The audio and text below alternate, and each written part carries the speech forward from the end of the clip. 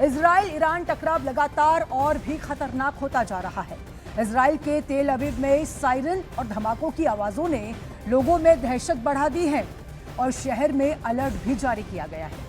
दूसरी तरफ ईरान की राजधानी तेहरान में रिहायशी इलाकों पर हुए हमलों के बाद तबाही की तस्वीरें सामने आई हैं, जहां अपार्टमेंट्स कॉम्प्लेक्स पूरी तरह से तबाह दिखे।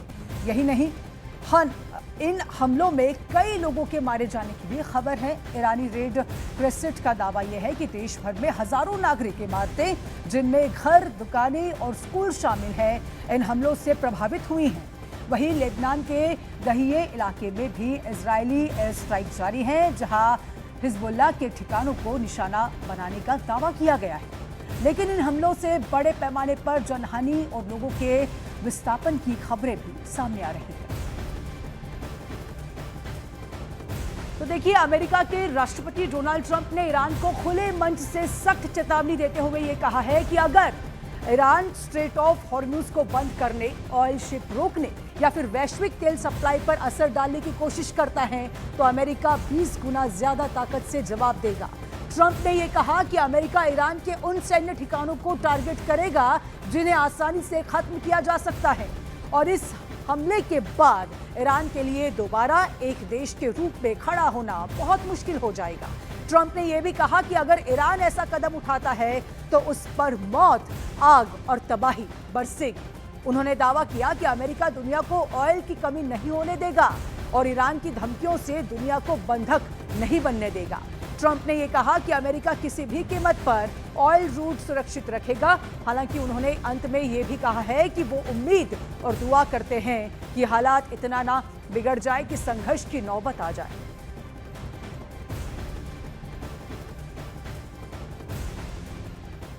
That way, as we continue Operation Epic Fury, we're also focused on keeping energy and oil flowing to the world. And I will not allow a terrorist regime to hold the world hostage and attempt to stop the globe's oil supply. And if Iran does anything to do that, they'll get hit at a much, much harder level. I will take out those targets that were easy and that I mentioned just before. We'll take them out so quickly, they'll never be able to recover, ever.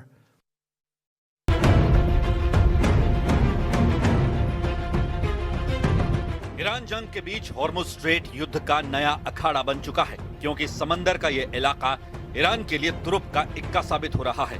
ऐसा लग रहा है कि Iran इस इलाके के जरिए पूरा खेल पलट देगा, क्योंकि ट्रंप की धमकियों के बावजूद ईरान ने तय कर लिया कि वो हॉर्मुज स्ट्रेट बंद कर देगा। ट्रंप ने ईरान को हॉर्मुज स्ट्रेट से तेल फ्लो रोकने पर तबाही मचाने की धमकी दी।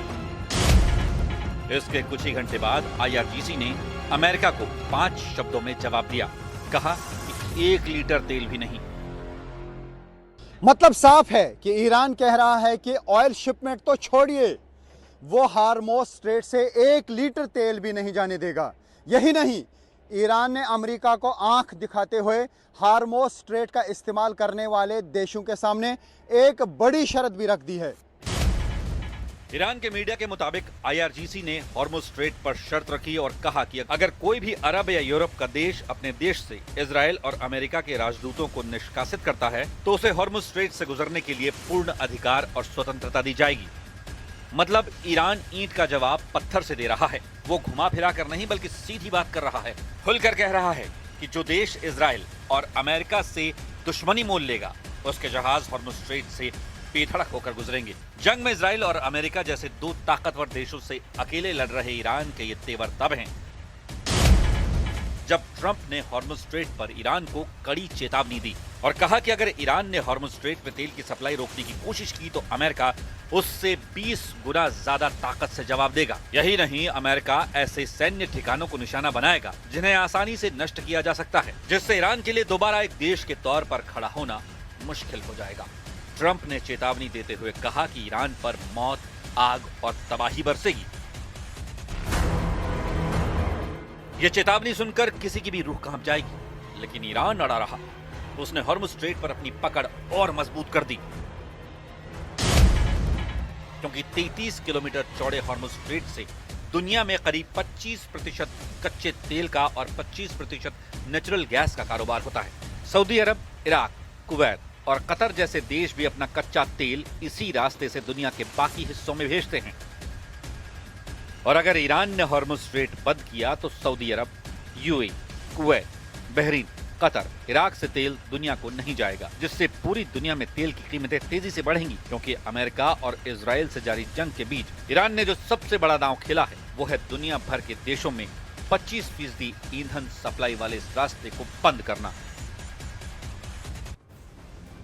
तो वॉर जोन तेल अवीव से रिफत अब्दुल्ला हमारे संवाददाता हमारे साथ सीधे लाइव जुड़ चुके हैं। रिफत, इस समय क्या जमीनी हालात है, क्या अपडेट है, क्या नई जानकारी आप दर्शकों तक पहुंचाएंगे?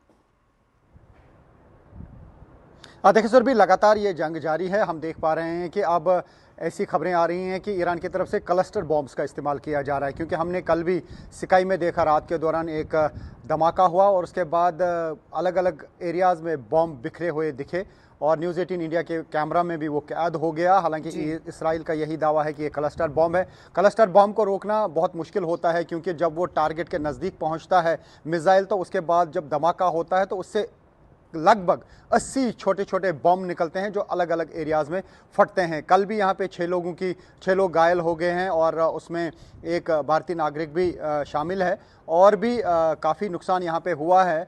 लगातार सायरन्स बज रही हैं, लगातार लोगों को जाना पड़ता है बॉम्ब शेल्टर्स में। तो आम जिंदगी जो है बिल्कुल ठप होकर रह गई। स्कूल बंद है, यहाँ पे सरकारी दफ्तर बंद हैं और रास्तों पे जो है ऐसा लगता है कि डेजर्टेड हैं सारे, क्योंकि मुश्किल से यहाँ पे लोग जो है मूवमेंट करना शुरू कर देते हैं और उसके बाद फ़ौरन सायरन बज जाती है, क्योंकि ईरान की तरफ से मिसाइल अटैक किए जाते हैं। दूसरी तरफ से हिजबुल्लाह की तरफ से भी मिसाइल अटैक किया जाता है। हालांकि इसराइल और यूएस मिल के ईरान पे हमले कर रहे हैं। ईरान में काफ़ी नुकसान हुआ है, जानी नुकसान भी हुआ है, माली नुकसान भी हुआ।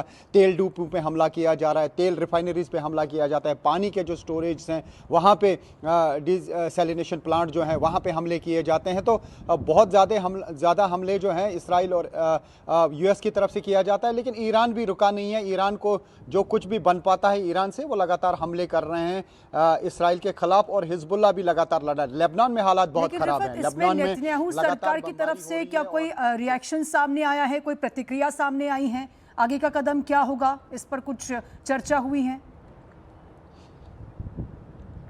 देखिए, ये लगातार कह रहे हैं ये इजराइल में कि ये एग्जिस्टेंस थ्रेट है, यानी लगातार इनको लगता है कि ईरान जो है एक बड़ा थ्रेट है और जब तक ये वहाँ पे मिलिट्री लीडरशिप को बहुत ज़्यादा नुकसान नहीं पहुँचाएंगे, या ऐसा लगता है कि अब जो सुप्रीम लीडर तय किए गए हैं मुजतबा खामनाई, उसको भी निशाना बनाने की ये भरपूर कोशिश करेंगे, क्योंकि यूएस ने कहा कि जब तक उनको कॉन्फिडेंस में नहीं लिया जाएगा या उनकी मर्ज़ी के बगैर वो सुप्रीम लीडर नहीं चुन सकते हैं। यानी यूएस चाहता है कि उनका दबदबा बरकरार रहे, लेकिन ईरान ये मानने के लिए तैयार नहीं है। ईरान सरेंडर करने के लिए किसी भी सूरत में अभी तैयार नहीं दिख रहा है और ऐसा लगता है कि ईरान कभी सरेंडर करेगा भी नहीं। यही वजह है कि ईरान लगातार हमले कर रहा है, चाहे कम नुकसान हो रहा है इजराइल में या ज़्यादा, लेकिन वहाँ से हमलों का सिलसिला नहीं रुका। हालांकि इसराइली फोर्सेस और यूएस फोर्सेस ने हर मुमकिन कोशिश की ईरान में सब कुछ ख़त्म करने की। हालांकि इसराइल का दावा है कि वहाँ पे 70 से 80% लॉन्चर्स जो हैं वो तबाह कर दिए गए हैं। मिसाइल्स का स्टॉक जो है उनके पास अब करीब 40% रहा है, लेकिन कितना मिसाइल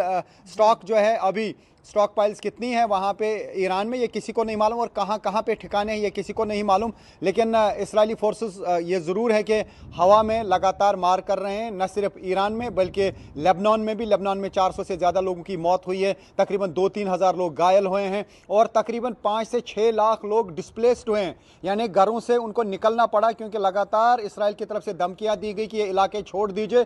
तो साउथ लेबनान ऑलमोस्ट खाली हो चुका है। बेरूत में बहुत ज़्यादा लोग जो हैं, कुछ लोग सड़कों पे भी आ गए हैं। वहाँ पे जो रिहायशी इलाके हैं वहाँ पर अब ज़्यादा लोग दिखाई दे रहे हैं भागते हुए। ट्रैफिक जैम देखने को मिला क्योंकि लोग अपने घरों को छोड़कर भाग रहे हैं। तो कुल मिला के ईरान, लेबनान और इसराइल पूरी तरह से इस युद्ध में शामिल हैं।